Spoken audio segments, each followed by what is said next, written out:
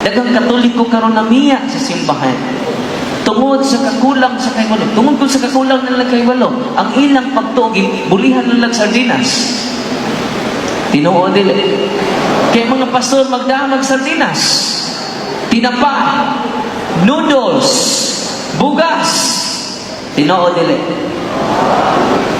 Unang Katoliko, katantanan nga na Katoliko dinhi, ako nagisulti ninyo, kay mabalhin mo gay pagtuo, wa na mo'y respeto sa mahal na Birhen, ang inahan sa ato Ginoo.